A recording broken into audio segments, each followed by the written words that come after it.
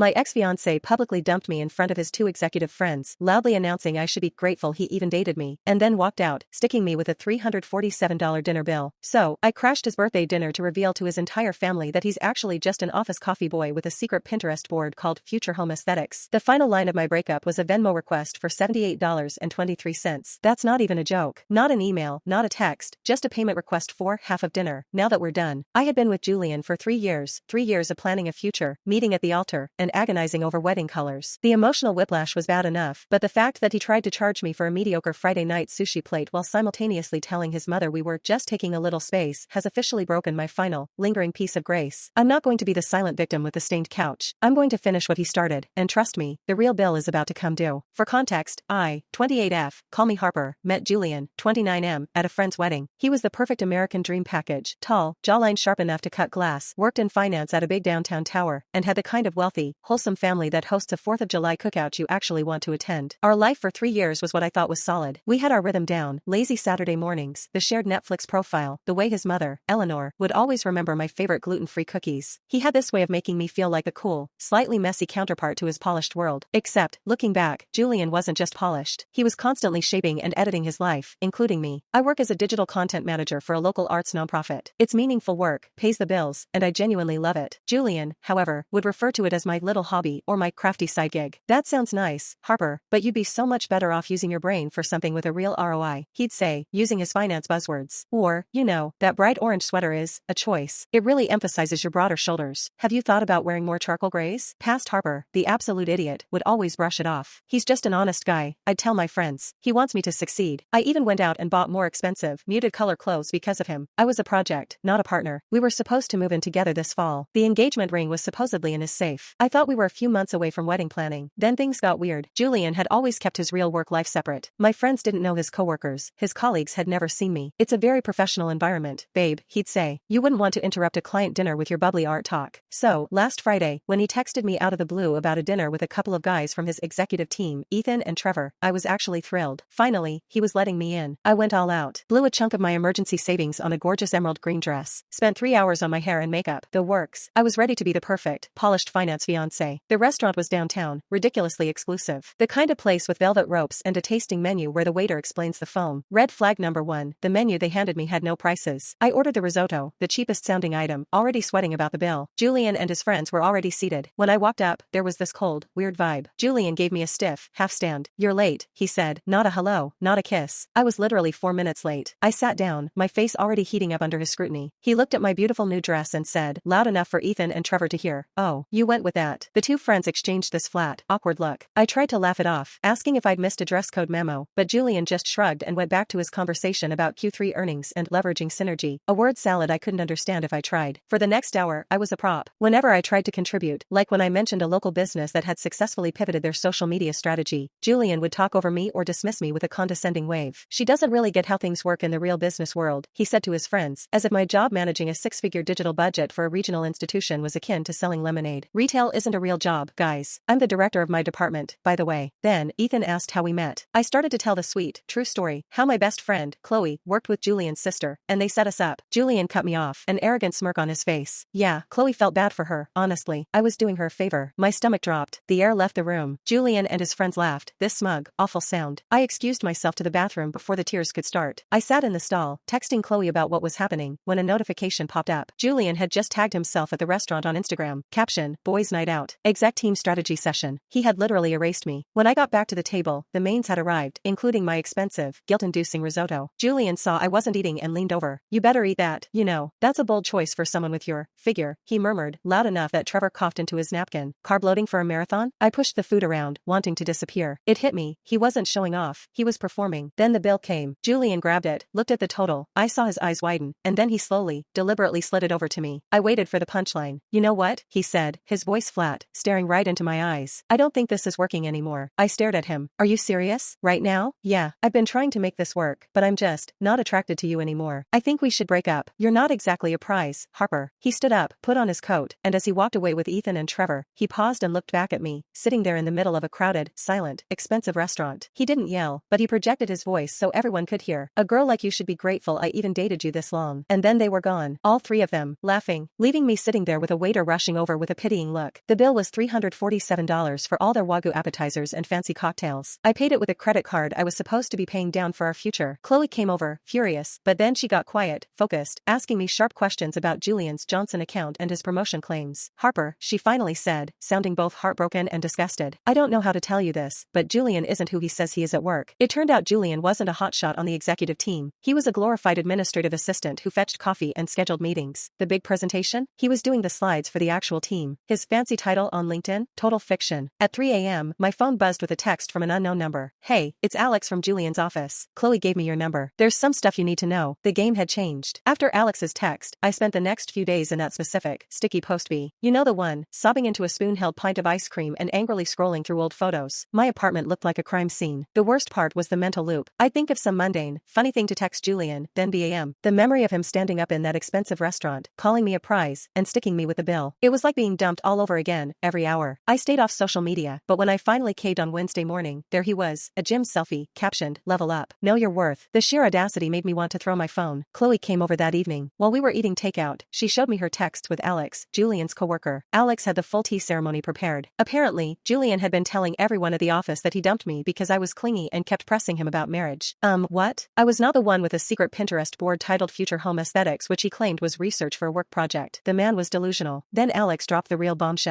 Julian wasn't just lying about his job title. He was currently on thin ice for stealing credit for other people's deliverables. He was inches away from being fired. All those late nights at the office weren't about high finance. They were frantic hours spent trying to patch up his own mistakes before his boss noticed. The business trips? Total fantasy. I was still reeling from the depth of his fabrication when my phone rang. It was Eleanor, Julian's mother. She sounded concerned, asking if Julian and I were okay. Turns out, he had told his family we'd had a little fight but that everything was fine. I kept it vague, saying we were taking some space. I didn't want to drag her into the mess. Then she hit me with it. Well, we're also looking forward to seeing you at Julian's birthday dinner on Saturday. We're hosting it here, and Julian said you two had some big news tea. I nearly choked on my lo mein. Julian had told his entire family we were still together and that I was expected at his birthday dinner. Big news to share? That's when the plan started to form. I wasn't going to disappear and let Julian feed them a sanitized, self-pitying version of our breakup. His family deserved the truth. I would attend, as invited, and let the truth expose itself. The next day, I met Alex for coffee. He confirmed everything Chloe had relayed and added more layers to Julian's professional fantasy. The team Julian claimed to lead was just him and 2 rotating interns. The big presentation he was in charge of last month? He was running the slideshow while his actual boss spoke. Mid-conversation, Alex got a text from their boss. He was needed to drop off some urgent documents at Julian's parents' house on Saturday evening. An emergency project. A little light bulb went off above my head. Alex, I said, leaning in. What if you needed to drop those documents off during the birthday dinner? The timing would be perfect. As we ironed out the logistics, my phone buzzed. It was Julian's first text since the restaurant disaster. Julian, we need to talk about what happened. I might have overreacted. I didn't respond. I let him sweat. The next 2 days were a blur of cold, calm preparation. I collected receipts, dates he claimed to be at conferences that didn't exist, and stories Alex confirmed were fabricated. Friday night, Chloe and I picked the perfect outfit. We settled on a simple, charcoal gray dress Julian once told me made me look average. I realized that was his weird, backhanded attempt at control. Saturday morning, my nails were chewed down to nubs. Around noon, Julian texted again, looking forward to seeing you tonight. Wear something nice. My parents are excited. The man truly believed his own lie.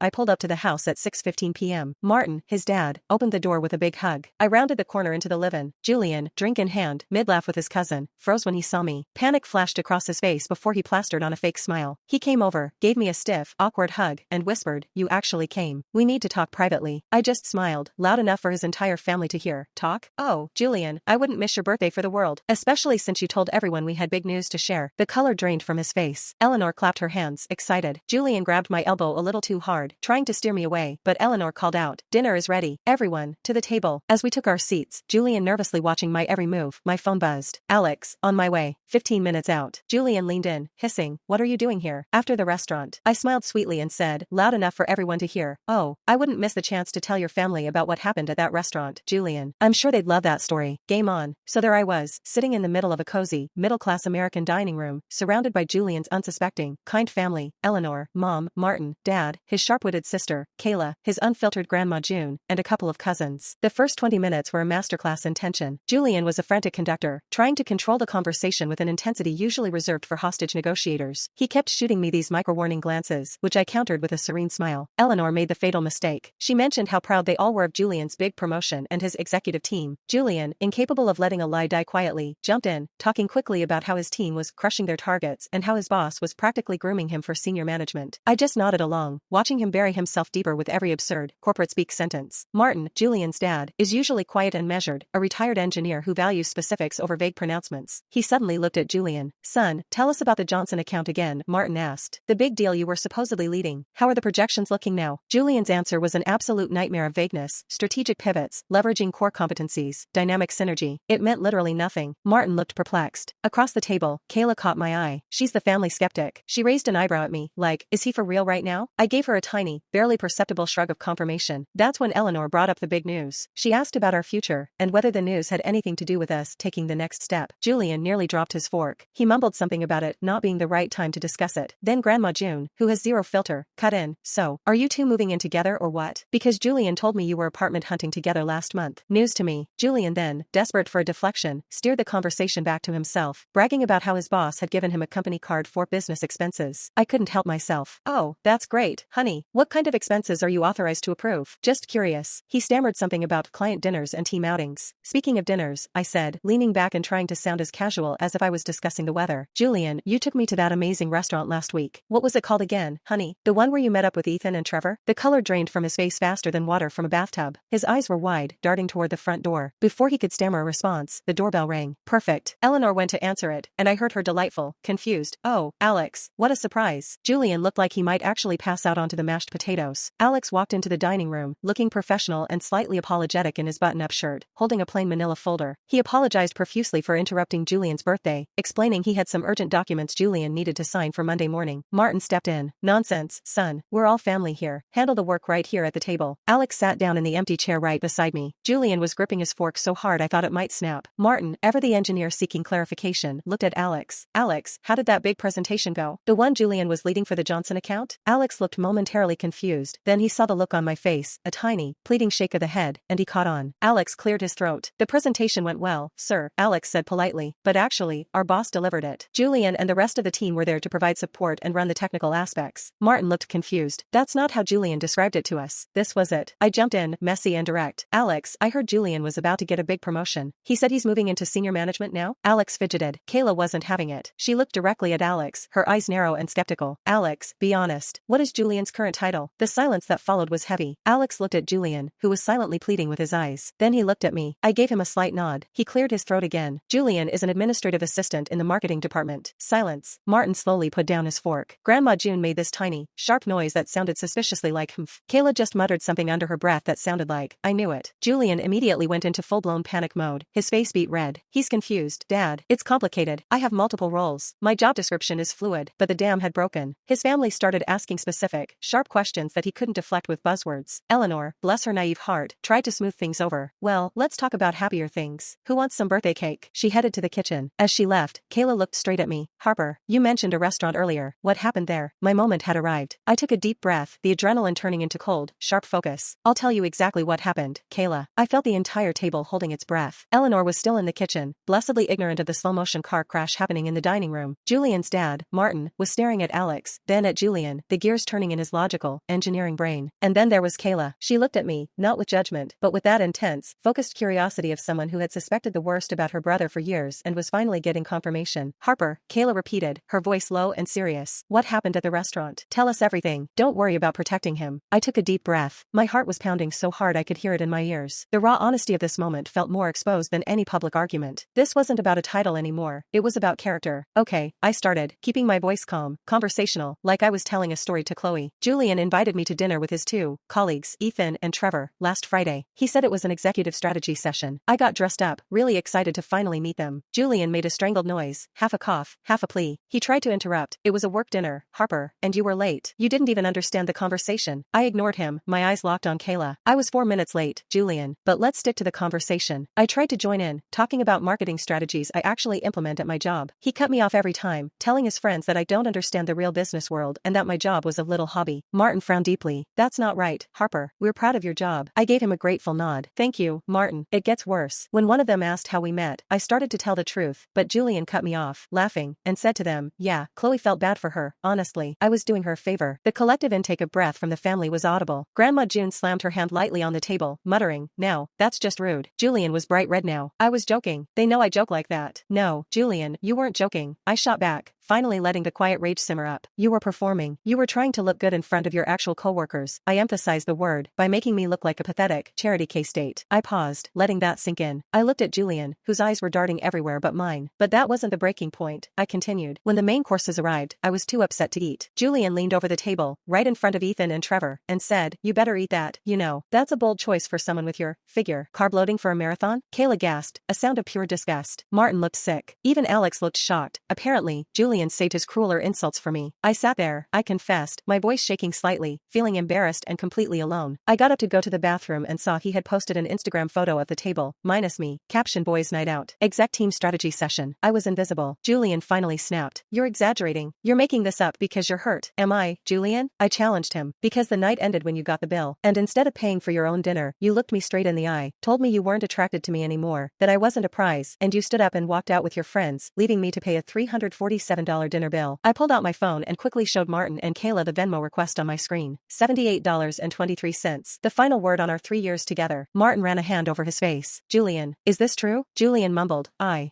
panicked. She was being dramatic. She was upset. Upset? Kayla's voice was dangerously low. "You dumped your fiancé in public and left her with a $400 tab, and you think she's being dramatic?" Just as the silence threatened to explode, Eleanor returned from the kitchen, beaming, holding Julian's birthday cake. The contrast between the festive cake and the utter devastation at the table was surreal. "Who's ready for cake?" she asked brightly, setting it down. She looked around at the faces. "What is going on? Why is everyone so quiet?" Julian, seizing the moment, practically dove for his mother, tears welling up, fake tears, I swear. "Mom, Harper is just trying to cause trouble. She's mad about the breakup and she's lying about work." Eleanor looked at me, heartbreak instantly replacing her cheer. "Harper, darling, is this true?" This was the hardest part. Eleanor genuinely loved me, and I hated hurting her, but Julian was using her kindness as a shield. I addressed Eleanor directly, completely ignoring Julian's pathetic act. "Eleanor, I wouldn't be here if he hadn't lied to you about us still being together, claiming we had big news to share. Julian isn't just lying about his job. He's terrible with money, and he used me to cover it up." I turned to Julian. "Remember how you claimed you couldn't pay your half of the deposit for that apartment you told your grandmother about, Julian? The one we weren't actually looking for? It's because you were constantly broke. You were always between paychecks or waiting for a bonus that never came. I was quietly paying for most of our dates for the last year because you were sinking under debt." Julian went pale. This was the one thing he absolutely never wanted his family to know. They were financially comfortable, and Julian often mocked people who struggled with money. "And that company credit card you bragged about, Julian?" I asked, looking at Alex, who gave me a subtle nod. "Alex, how long has Julian had access to the corporate credit card?" Alex shifted uncomfortably. "About 3 weeks. It's supposed to be only for approved vendor lunches." "And Julian," I pressed, keeping my voice icy, "when did you use that card to pay off that huge personal debt you told me about? The one you panicked about last month?" Julian stammered. I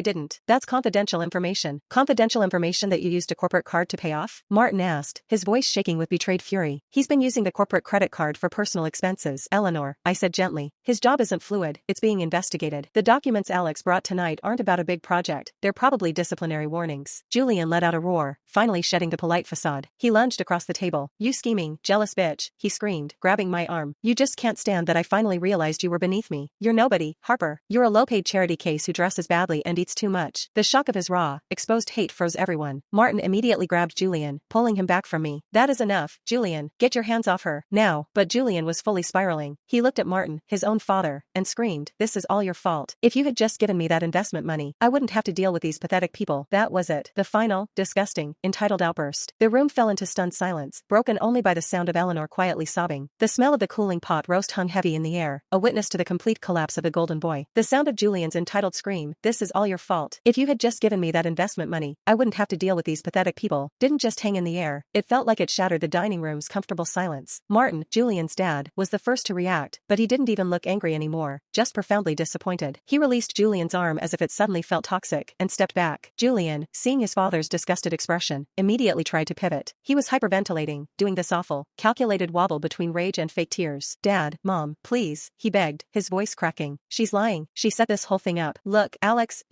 tell them she's crazy. Tell them this is a huge misunderstanding." Poor Alex, who had witnessed this whole pathetic scene, just stood there, holding his manila folder like a shield. He looked at Martin, the man who had invited him in for a civil business exchange, and then looked at Julian, the exposed fraud. "I can't do that, Julian," Alex said, his voice flat and professional. "You are an administrative assistant. You did use company resources outside of policy. I brought these documents because I was instructed to inform you that your employment has been terminated, effective immediately, pending an internal review of your expense reports." And that was the final domino. Not only was the professional lie exposed, but the professional consequences arrived right on schedule, delivered by his actual co-worker, over his birthday cake. It was so perfectly, brutally earned. Eleanor, Julian's sweet, gentle, cake-holding mother, was still standing by the table, silently sobbing. She wasn't making any dramatic noise, she was just crying the way mothers cry when they realize their golden child is a total stranger. Julian turned his full, desperate attention to her. "Mom, please. You have to believe me. She's doing this because she's heartbroken. Look at her. She's emotionally volatile." I didn't engage. I just stood my ground, watching the performance. Eleanor slowly put the cake down. The beautiful, perfect icing was now smeared slightly from her shaking hands. She looked at me first. Her eyes were red, but the look she gave me wasn't hate, it was realization. "Harper, did he really say you should be grateful he dated you?" she asked, her voice barely a whisper. "Yes, Eleanor," I confirmed softly. "He did. Right after he told me I wasn't a prize and made me pay for his dinner." Eleanor then looked at Julian. This wasn't the loving, doting mother. This was a woman who had just seen the 3 years she invested in me, and the 29 years she invested in him, turned to ash. "Julian," she said, finally finding her voice, and it was cold, hard, and utterly devastating. "Did you lie to us about your job? For 3 years?" Julian tried to argue, tried to twist, tried to say it was just a technicality, but he couldn't form a coherent lie under her direct gaze. He just muttered something about expectations and pressure. Martin stepped forward, standing shoulder to shoulder with his wife. "And what about the company credit card, son? Did you pay off personal debt with company money?" Julian was finally cornered. He slumped against the wall. "It was just a loan. I was going to pay it back. This was my cue." I had delivered the necessary truth to the only people who mattered. I didn't need to watch him get dismantled further. The family would handle that, and it would be far more painful coming from them. I looked at the table, the untouched pot roast, the magnificent, doomed birthday cake, Alex standing there professionally awkward, Julian crumpled against the wall, and the pure, heartbreaking disappointment on the faces of Martin and Eleanor. I grabbed my purse. I looked at Kayla. She gave me a small, firm nod, the nod of an ally who finally saw justice served. I walked over to the end of the table where Alex was standing. I gently took the manila folder from him. He looked confused. "I'm sorry you had to deal with this, Alex," I said, loud enough for Julian to hear. "I know this was awful." I paused, then I handed the folder back to Martin. "Martin," I said, addressing Julian's father directly, "these documents are probably important for the internal investigation, since Alex can't give them to Julian now that he's terminated. I think they need to stay with you." Martin took the folder, his eyes still fixed on Julian. It was the symbolic transfer of responsibility. I had given the consequences to the only two people Julian actually cared about, his parents. I then walked past Julian, who didn't even look up, lost in his self-pitying spiral. I stopped at the front door. I looked back one last time. Eleanor hadn't moved. She was just staring at the birthday cake. "Eleanor," I said gently, "I'm so sorry. I truly am. But I couldn't let him lie to you anymore." And then, just to ensure the moment lingered, I added one final, perfect line, projecting it slightly so Julian would hear it from his wallowing corner. "Oh, and Julian, consider that $347 I paid last week my final investment. The ROI was absolutely worth it." I opened the door and walked out into the cool, dark suburban night. Getting into my car felt like crossing a finish line. My hands were shaking, not from fear, but from the massive adrenaline dump. I didn't drive away immediately. I sat there for a minute, catching my breath, the taste of cheap revenge and Eleanor's expensive sadness mixing in my mouth. It felt cinematic, raw, and terrifyingly real. I hadn't been an idiot, I had been brave. I had exposed a lie built on 3 years of emotional manipulation. As I pulled out of the neighborhood, my phone vibrated. It was a text from an unknown number. He's screaming, "Mom is taking the cake and throwing it away. That was incredible, Harper. Thank you. We owe you a serious apology. Don't worry about his pathetic Venmo request. I'll send you $347 first thing tomorrow," said Kayla. I drove home, not gloating, but finally feeling a sense of quiet, hard-won peace. The narrative Julian had controlled for so long was finally mine. I spent the rest of Saturday night in a weird state of hypercalm. The adrenaline was still pumping, making me feel simultaneously exhausted and completely wired. I sat on my couch, sipping a cold glass of water and staring at the wall. The silence in my apartment, after all that screaming and exposed fury, was profound. It wasn't victory I was feeling, not exactly. It was more like cleanliness, like I'd finally taken a scouring brush to a long festering wound. Then my phone started its predictable meltdown. 7:30 p.m., 2 minutes after I left. "Julian, blocked number Harper. You have ruined my life. You are a mental case. I am calling the police. I want that money back." Standard lunatic stuff. "Julian, another blocked number. I never thought you were a prize anyway. You set this whole thing up. I knew you were always jealous of my success. You are going to regret this." Still delusional, still talking about his non-existent success. Julian, his sister, Kayla's, phone pick up. "Harper, seriously, I need to explain. This is a huge misunderstanding. You are being manipulated by Alex." Classic Darvo, deny, attack, reverse victim and offender. Nope, I didn't answer. I just blocked the numbers as they popped up. He couldn't handle the loss of control. And honestly, the sheer desperation was more satisfying than any perfectly crafted dialogue I could have delivered. The real shock came later that night and the next morning. Around 10 p.m., a new text came through. It was Kayla. The text read, "Okay. He finally stopped screaming and is now just sobbing in the basement. Mom and Dad are totally silent. Look, I know this is going to sound crazy, but I'm going to send you the money for the dinner tonight. You don't deserve to be out $347. I'll figure out how to get it from him later." Less than 5 minutes later, a notification popped up. "Kayla sent you $347 for reimbursement plus sorry for my garbage brother." I actually laughed out loud. The sheer speed of the transaction, the lack of drama, just a clean, financial correction of his wrong. It was the perfect anti-Julian move. I thanked her, but told her she didn't need to apologize for her brother's actions. The next morning, morning, I woke up to a long email. Not from Julian, but from Martin, his father. Subject: an apology and a thank you. It was a beautiful, honest email. Martin confessed he had always suspected Julian was inflating his career, but he never thought the lie was so extensive, or that the personal betrayal was so cruel. He apologized, deeply and sincerely, for Julian's behavior at the restaurant and especially for his outburst in their home. The part that really hit me was this: we always loved you, Harper, because you were real. You were smart, you were honest, and you made Julian happy. We were so busy trying to manage Julian's potential that we missed who he actually was. You didn't ruin his life, you just turned the lights on. He also confirmed that they had looked through the documents Alex left. They weren't just disciplinary warnings, they were proof that Julian was misclassifying personal expenses as corporate travel. Martin confirmed that they were cutting him off financially until he sought serious professional help. The fact that his father had to step in and handle the fallout of a corporate fraud investigation was the final, devastating consequence for Julian. His perfect, supportive family unit was now his worst nightmare, an intervention team. This is where the story gets really bizarre, though. Around Monday afternoon, I got a call from Eleanor. I was hesitant to pick up, but I did. She was crying, but she wasn't mad at me. She was utterly broken. She spent 10 minutes apologizing for Julian, calling him a spoiled, pathetic boy. Then, she dropped the bomb. Harper, darling, she whispered. You are the only person he respects, deep down. You are the only one who can talk sense into him. We need you to stay in his life. My jaw nearly dropped. Eleanor, I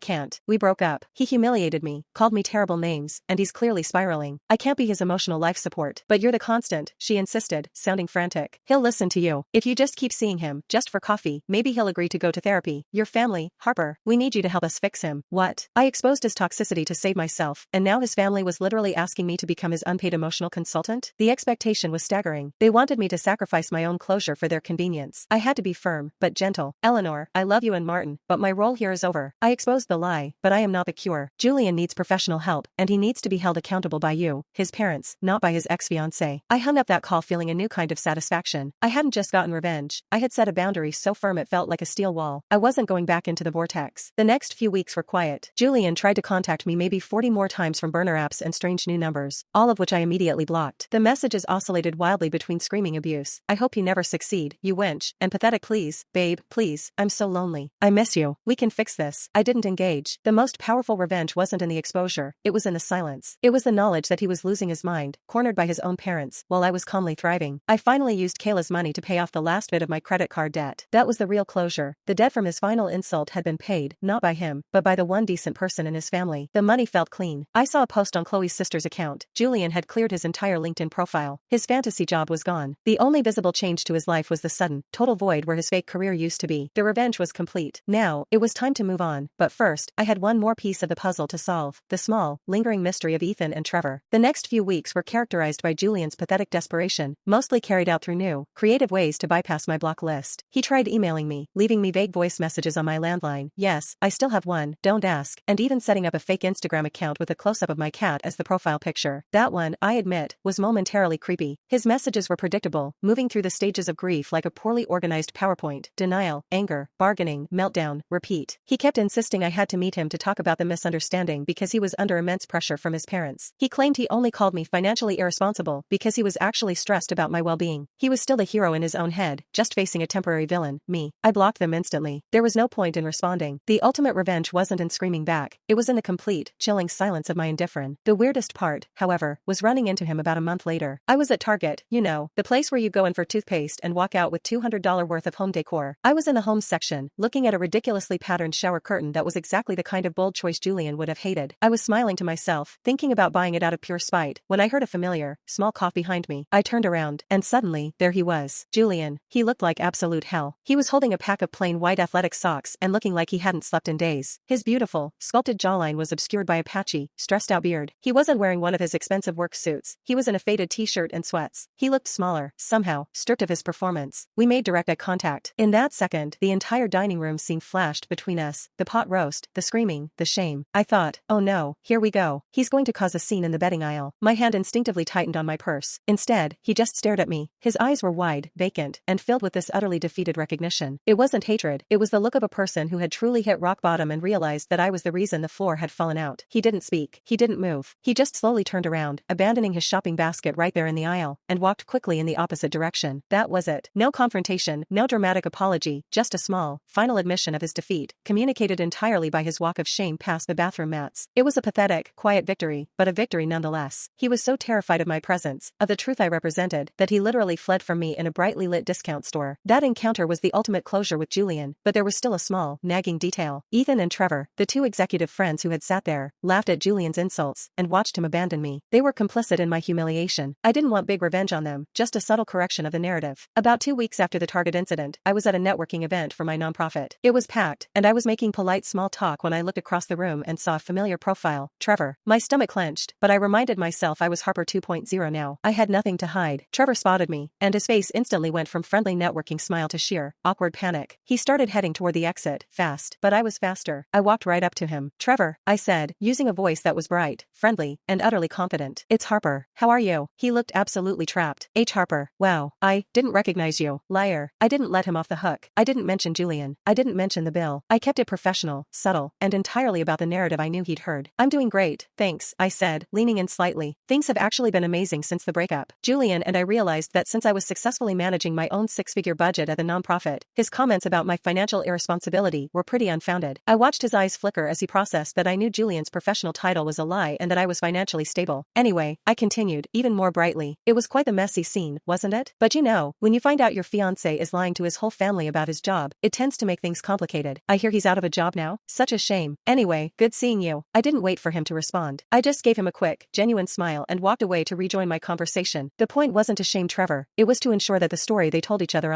the story where Julian was the victim of my drama, was poisoned. Now, whenever they talk about Julian, they'll remember me, the woman who was confident, who knew the truth, and who successfully exposed their friend as a fraud right before he got fired. The narrative was fixed. The final threads were tied. It's been about 4 months since the Great Pot Roast incident, and the silence from Julian is now total and absolute. The burner accounts dried up, the frantic emails stopped, and I finally got to the point where I deleted his number without a single pang of guilt. According to Kayla, who, surprisingly, still texts me occasionally, she's genuinely cool. Turns out, Julian eventually packed up his expensive suits, his fake confidence, and his delusion, and moved in with an aunt in another state to regroup. Read, his parents forced him into a state-mandated cooling-off period until he agrees to therapy. My life, on the other hand, just got better. Not dramatically, not like I won the lottery, but fundamentally better. My apartment, which Julian had subtly criticized as too eclectic, is finally mine. I bought that ridiculous patterned shower curtain, and every morning, stepping into my bathroom feels like a small, private middle finger to his memory. The $347 from Kayla sits in my savings account, a constant reminder that the debt was paid, and the one true connection I have left to that family is based on honesty and kindness, not manipulation. The deepest satisfaction, I realized, didn't come from the public exposure at the birthday dinner, cinematic as that was. It came from the erosion of his narrative. Julian's entire existence was built on an illusion of power, financial success, and control. He used that illusion to justify his cruelty, to tell me I was less than him. The revenge was truly earned because it targeted the exact source of his entitlement. He called me financially irresponsible. I exposed his actual financial irresponsibility, personal debt, corporate fraud, to the only people who controlled his money, his parents. He diminished my career. I used my actual, legitimate professional contacts, Alex, and my strong reputation to expose his fake career, getting him fired over his mother's pot roast. He publicly humiliated me. I used his own family gathering, a space he thought was safe, to deliver a detailed, unassailable truth that permanently humiliated him in the eyes of his biggest enablers. The Target encounter? That was the physical proof. The man who stood taller than me, the man who was always leveling up, literally fled from me in the home goods aisle. He couldn't sustain his performance for a second longer. The weirdest and best outcome of this entire saga is my unexpected friendship with Alex. We grab lunch sometimes and text about stupid office politics and how Julian's old manager is somehow even more stressed now that Julian is gone. Alex is genuinely a good dude, and it's nice having someone who witnessed the whole Julian saga and fully understands why I now have trust issues the size of Texas. He never flirts or makes it weird, it's just a solid, platonic connection. It's closure in a human form, proof that good, honest men exist in Julian's old workplace, and I just chose the wrong one. Looking back, there are two lingering emotional truths. The regret, I'm not angry anymore, well, not just angry. I'm also weirdly sad for the person I was. The person who spent 3 years dulling her own shine, swapping vibrant sweaters for charcoal grays, silencing her own jokes, and ignoring the tiny voice that kept screaming, "This isn't real." That's the real damage he did, and that's the part that takes the longest to repair. The gratitude, I'm incredibly grateful. Not for dating Julian, definitely not that, but for finding out who he really was before I moved in with him, before the ring was on my finger, before we combined finances and names. The humiliation was the price of admission to a better, more authentic life. I am more financially stable, more confident in my work, and completely intolerant of anyone who tries to minimize me, my job, or my choices. I learned that my self-worth is not a prize to be granted by some arrogant man, and I learned that sometimes, the only way to heal a deep betrayal is to hold the betrayer fully accountable. The story isn't about me gloating or celebrating his downfall, though I admit that was a very satisfying night. It's about taking back the narrative and realizing the power I held all along. I thought I was losing my future that night at the restaurant, but I was actually saving it. And for Julian, I hope he realizes that the hardest thing he ever had to face wasn't getting fired or getting yelled at by his dad. It was the fact that he was utterly, completely irrelevant to my actual, wonderful life.